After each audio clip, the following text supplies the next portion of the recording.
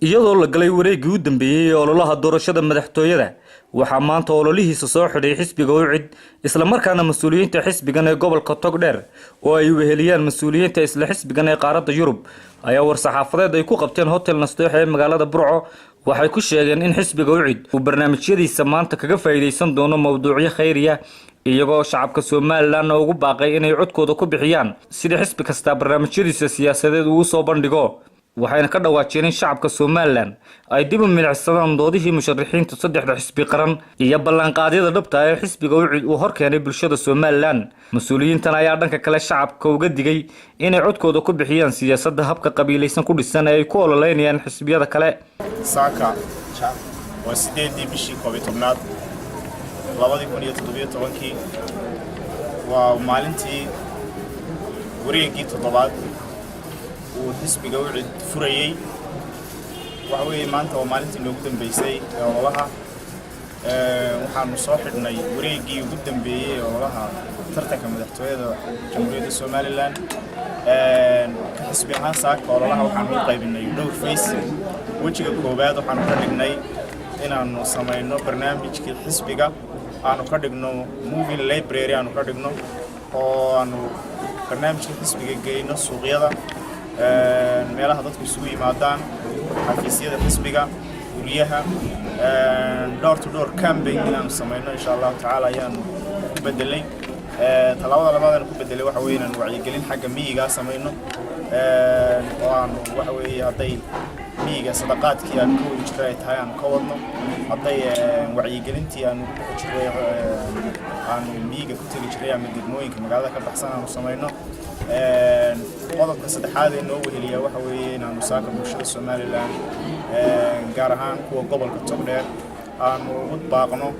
inay maalinta cod bixinta 13 bisha November ay codkooda siiyaan xisbiga cadaaladda iyo daryeelka iyo murashaxiintiisa ay ku doortaan barnaamijkii aanu soo bandhignay iyo waxqabadka uu ugu baaqay xisbiga cadaaladda iyo daryeelku inay ku doortaan waxyaabo ka duwan waxyaabaha xisbiyada kale ay ku ololeynayaan ee qabyaaladu koow ka tahay inay ku doortaan waxa weeye dar ilaahay ay u doortaan oo ay ku doortaan kelimatu xaq ay ku doortaan oo la ilaaha illa allah muhammad rasuulullah inay ku doortaan waxa weeye qof wadaniyada iyo shakhsiyadda hogaamiyaha xisbiga inay ku doortaan waxa weeye waxyaabaha fara badan ee lagama maarmaanka maanta dalkeena oo ay koow ka tahay waxa weeye xisbiyada qaar waxa weeye looga shakisan yahay inaanay daacad ka ahayn jiritaanka Jamhuuriyadda Soomaaliland in waxa weeye xisbiyada qaar looga shakisan yahay in dalku qalalaasi gali doono haddii la doorto waxa weeye dagaalo sokeeye laga baqayo si Jamhuuriyadda Soomaaliland loo badbaadiyo si dagaalo sokeeye looga baaqsado si Jamhuuriyadda Soomaaliland waxa weeye ay uga baaqsato inay dib ula midowdo dawladda Soomaaliya loo oran jiray waxyaabahaas oo dhan si looga badbaado xisbiga badbaadinaya ee u taagan badbaadada qaranka Jamhuuriyadda Soomaaliland waa xisbiga cadaaladda iyo daryeelka UCID bulshada Soomaaliland waxaan ugu baaqaynaa in 13 November ay codkooda runtii si fiican uga fikiraan aanay cidna qabyaalad ku dooranin cidna wax kale aanay ku dooranin ee ay ku doortaan waxa weeye qof kasta iyo shakhsiyadiisa iyo aragtidiisa 13 November inay codkooda xisbiga siiyaan baan ugu baaqaynaa aad iyo aadna way u mahadsan yihiin bulshada Soomaaliland muddadii ololuhu socday sidii fiicnayd ee waxa runtii ay uga soo qayb qaateen ka gobol ahaan muddadii 7 cisho ololaha lagu jiray waxa weeye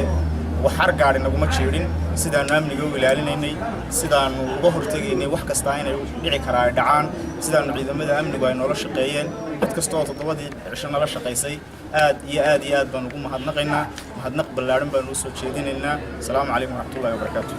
maanta shirkeygan jaraa'id wuxuu daaran yahay waxaanu sidii caadada noo ahayd ee dhaqanka noo ahayd hal abuurkii qiimaha lahaa ee aan ku hogaamin jirnay qarankaan ku hogaamin jirnay ee axsaabtu naga dayin jireen ee aanu unique ku ahayn ayaanu maantana rabnaa inaanu sii lama laabno sida ogeydeen waxaanu ballaysinay oo iba furnay barnaamijyo khayriya annagoo lacagtii aanu ku samayn jirnay fantasiyaha u bedelay inaanu masaajidada iyo dadka jilicsan dadka tabaalaysan aanu ku caawino tii baan maanta laba jibaaraynaa marka aanu kulanada waaweyn iyo faqaarayaasha oo aanu isugu iman weyno macnaheedu maaha inaanu u babacdhigi kari weynay inaanu dadka wax u sheegno laakiin waxaanu dareensannahay baahida dadkaygaanu dareensannahay shacbigayga aragtiisaanu ku shaqaynaynaa dadkayga waan ognahay maanta inaanay awoodin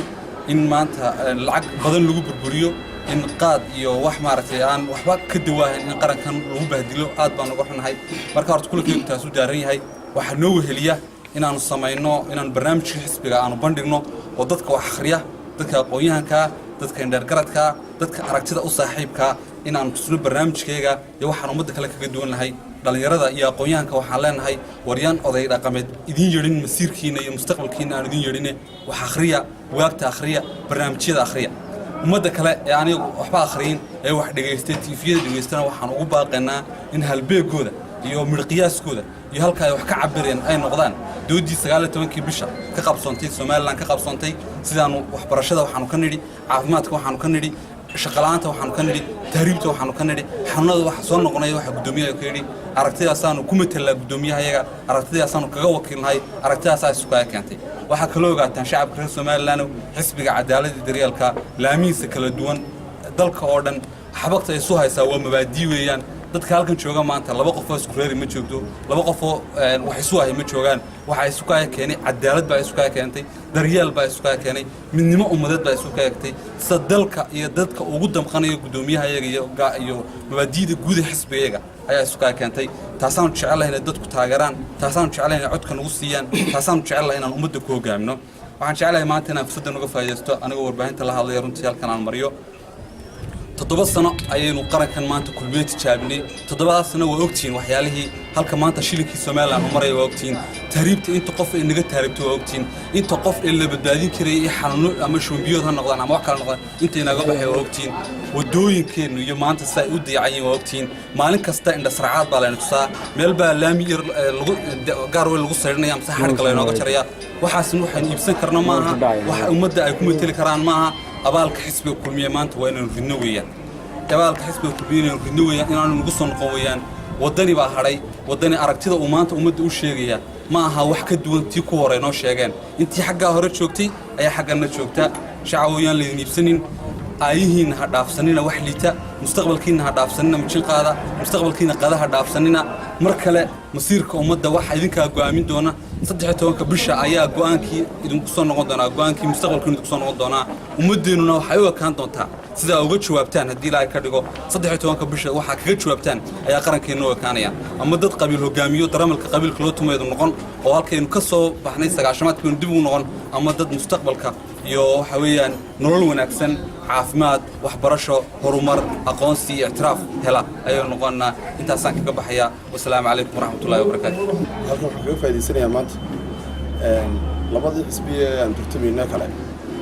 kelmad bay media gashadeen waata labadan xisbiye bulumada Soomaaliland waxa leeyahay waxa u fiirsataa badaluu bay yiraahdaan horta maxaa keenay kelmadda badaluu waa maxay musharax madaxweyne arkaysa la badaluu wax ayaan daro lagu tilmaami karo siyaasiyiintii la socoto la badaluu war badaluu ma lihin anagu waxaanu leenahay laa ilaaha illa allah muhammad rasuulullah ummadda waxaan leenahay wax nagu doorataa badaluu hanagu dooranayna af Soomaaliga kuma jirto meel kaga jirto ma garanayno yaa kelmadan badaluu maanta musharax ay la badaluu ku oleynaya iyo dadka la oleynaya badaluu ku oleynaya ay taageerayaashiisa waxaan leenahay waa banta qolo fiirsada meel kale ba haygin annaga si maanta xisbihaan waxaan leenahay waxaan ugu doorataan wixii ummadda ay media laga noo galo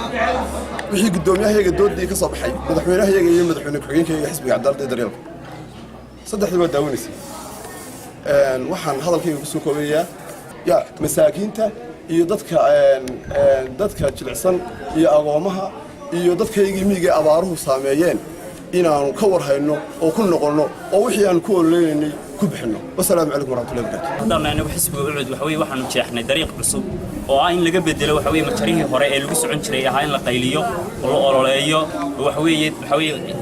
qaad la qaybiyo iyo waxyaalo fara badan noocaas oo kale ah inaanu sida qaad ku bedelaan asxaabtii kale naga daydeen runtii farxad weyn bay noo tahay waa dariiq cusub aan jeexnay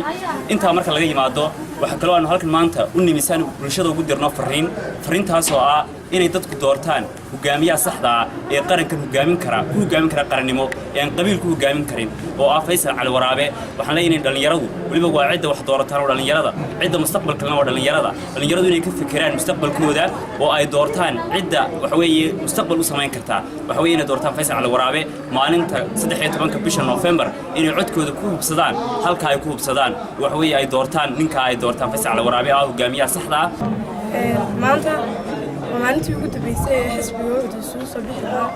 magaaraha sida mas'uuliyiinta iga horeysay sheegtay waxaan bedelay systemkii hore ahaa in